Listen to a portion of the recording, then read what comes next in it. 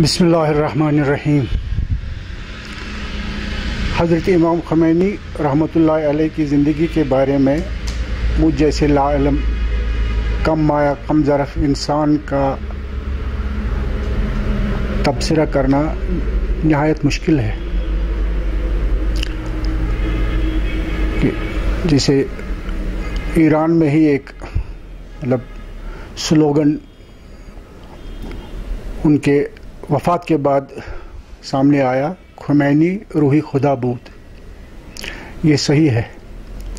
इमाम ख़ुमैनी रहमतुल्लाह अलैह दुनिया की उन अजीम हस्तियों में से थे जिन्होंने ज़िंदगी की दारा बल्कि पूरे इंसानी माशरे को उलट के रख दिया, खासकर ईरान में।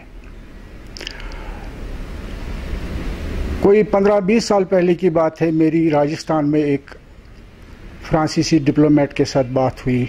उन्होंने इमाम ख़ुमैनी की ज़िंदगी के बारे में कुछ बहुत ही अच्छे नुक्ते मेरे सामने रखे। उन्होंने उनकी ज़बान में, Khomeini was a great statesman, he was a jurist, he was a great poet, he was a reformist, he was a philosopher, rather a great politician. ये बिल्कुल सही है। इमाम ख़ुमैनी ने बिल्कुल अमलन ये दिखाया कि लीडरशिप जो है पोजीशन नहीं है बल्कि एक्शन है। और जैसा कि हमारी रवायत थी कि हमारे मरजा तक़लीद मराजा जो थे उनका एक मखसूस शोबा था, उनका एक मखसूस काम था। लेकिन इमाम ख़ुमैनी ने पूरा उस नज़रिया को तब्दील करके पूरी सोसाइटी को, बल्कि हुकूमत से लेकर नीचे ग्राउंड सतह तक पूरा निज़ाम ज़िंदगी का मिंबर के ताबे कर दिया।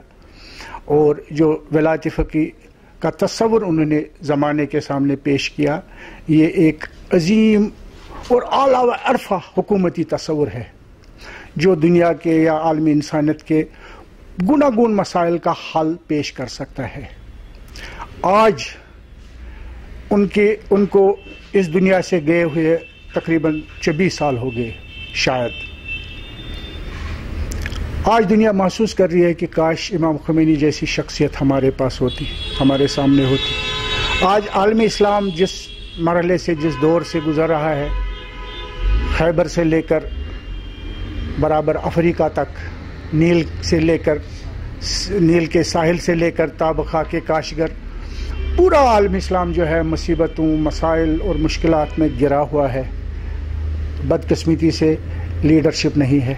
और हर जगह शायद जो ज़ीहस तबका है मुसलमानों में वो यही सोच रहे होंगे या सोचते भी है, बल्कि कह रहे हैं बबांगे दुहल की काश ख़ुमैनी जैसी कोई शख्सियत होती, काश ख़ुमैनी जैसा कोई लीडर होता जो हमारी इस अंधेर नगरी में, इन मसाइल और मुश्किलात के बंवर में हमारी रहनुमाई कर लेता। मगर ख़ुमैनी हमसे बहुत दूर चले गए हैं। हाँ, उनका नज़रिया, उनके बताए हुए उसूल, उनके रहनुमा खतूत हमारे सामने मौजूद है। हम ये चाहते हैं कि आज जो उनकी गद्दी पर बैठे हुए हैं, या उनके जानशीन के तौर पे हज़रत आयतुल्लाह सैयद अली ख़ामनई जो रहबरी कर रहे हैं ईरान की बल्कि आलमी इस्लाम की, हम ये कहेंगे कि वो बदस्तूर इस मिशन पर आगे बढ़ाएंगे, इस मिशन को आगे बढ़ते रहेंगे और न सिर्फ आलमी तशय्युअ की बल्कि पूरी आलमी इंसानियत, आलमी इस्लाम की क़यादत को एक नया डगर, नई नहज, नया रास्ता दिखाकर आगे चलेंगे। इन अल्फाज में मैं इमाम ख़ुमैनी रहमतुल्लाह अलैह को ख़राज अक़ीदत पेश करता हूँ। उनकी बरसी पे उनकी याद ताज़ा करते हैं और यही तमन्ना है हमारी, दुआ है हमारी, खुदा उनको इमाम मासूमीन अलैहिस्सलातु वस्सलाम के साथ महशूर करे। हाँ, ये अज़र मिन शम्स हकीकत है कि मुसलमान जो है मुनक़सिम है, मुख्तलिफ टोलियों और टुकड़ों में बटा हुआ है। उसमें एक बहुत बड़ी वजह इल्म की कमी है।